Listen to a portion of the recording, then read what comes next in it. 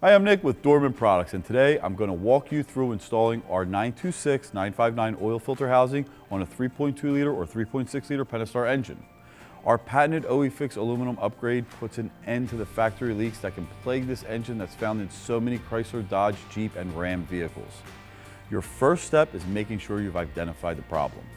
Overheating, coolant loss, and associated pressure testing can sometimes point to a plastic OEM unit that has failed, but most vehicles will display problems with oil leaking. If you crack the housing when performing a standard oil change, identifying the housing as faulty is simple and straightforward. With the high failure rate of these original housings, consider swapping out the factory equipment for our aluminum unit before problems start. In most cases, an oil leak is the first sign of trouble. The factory oil filter housing on these engines sits in the intake valley in the V of the engine. You can usually see the leak forming down by the filter unit. On some vehicles, oil will pool in the valley and leak to the back of the engine, mimicking a bad rear main seal if you're looking at the engine from below. UV engine oil dye can be helpful if the leak is very small, but usually the leak is very noticeable.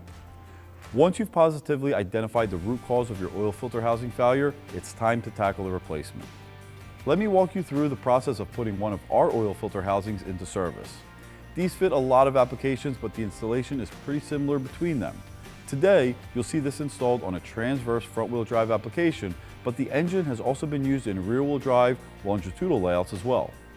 The process to access the filter differs a bit. Your factory service manual can provide greater detail than I'm going to show you here, so using a manual is a good idea, especially if you're new to working on vehicles.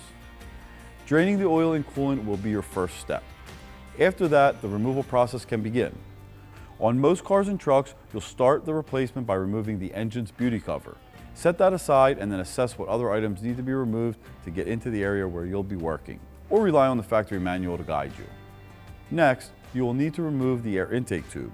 It's also possible you'll have some vacuum lines in the way depending on your application, and for many Jeeps, the AC line bracket may need to be loosened to provide enough clearance.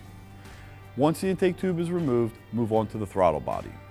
Once that's free of the vehicle, you can remove the upper intake manifold. Note that this may require the removal of electrical connectors like the MAP sensor and any other harnesses that may be routed over the intake. Most vehicles require the removal of the 6-coil wiring harnesses. That will provide good access to the lower intake manifold. Then you need to remove the fuel line from the fuel rail on the lower intake manifold, and that's the next piece you'll take off in this process, and also the final one before you have access to the filter housing being replaced. After the removal, inserting some clean towels or tape over the cylinder head will prevent any stray materials from entering the intake ports. At this stage, you'll want to clean up the area around the filter housing. A shop vac and rags can really help here. The idea is to remove as much debris as possible to prevent any foreign material from entering the engine. Next, you'll want to disconnect the harnesses or any sensors in the housing, which could include coolant temp, oil pressure, or both, and then disconnect the coolant hose. Finally, the oil filter housing can be removed. Note that the hardware retaining the housing has an external star head, so you'll need the corresponding E8 tool. Now that you have the oil filter housing removed, there are some housekeeping tasks that you'll want to tackle at this time. If you haven't removed the manifold sealing rings from the upper and lower manifold, now's a good time to do so. It's also a good time to clean all the parts that are going to be reinstalled. This is also the perfect opportunity to make sure that the sealing surfaces on the cylinder head are clean and free of nicks or damage. Don't forget to clean up again after freeing any debris. Assuming you have your new parts in hand, you can move over to the bench. Install the oil cooler to the new housing using the cooler to housing gaskets and tighten to 9 foot-pounds. Depending on your application, you'll remove the sensors and transfer them over to the new upgraded housing. If you would like, now is the chance to easily install new sensors. The Dorman kit does not include them because in most cases the OEM sensors are in fine shape, but if you need to replace yours, Dorman offers an array of sensors that fit all applications the oil filter housing covers. Water and oil sensors should be tightened to 15 foot-pounds. And if your original housing does not have a temperature sensor, install the plug into the unused opening and tighten to 25 foot-pounds. Next, begin the install of the new seals in the housing following the instructions included with your new parts. Install the supplied seals for the upper and lower manifold. Be aware that not every seal in the kit will be used. Read the instructions carefully as some of the seals are easy to confuse. Our O-rings are color-coded depending on the year range of your vehicle, and be certain to lubricate the O-ring on the oil port that hangs lower than the others beneath the oil filter cap. That one is easily damaged. I won't delve too deeply into reinstallation since it's fairly straightforward. You reinstall things in the same order that they came out. Just take extra care that the new oil filter housing is seated squarely and the lower oil port is perfectly in line to avoid damage to the O-ring.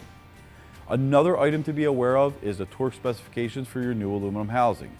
The included fasteners should be tightened to 9 foot-pounds in the sequence shown in your instructions. Once the housing is secured, you're clear to reinstall the upper intake manifold and finish the job. Replace all hoses, components, and brackets that you took off to gain access, and with everything back in its place, refill the oil and install the supplied oil filter and your new orange Dorman cap. Note that the kit upgrades early Pentastars to the latest updated design. The filter is included with the Dorman kit. Top up the coolant and bleed the system, making sure to reset the oil reminder light if the vehicle has one, and then verify proper operation on a test drive. We hope you like this new solution, and remember, if you need anything at all, the Dorman Technical Support team is always available to help. Thanks for checking out our video on this oil filter housing. I'm Nick, and I'll see you next time.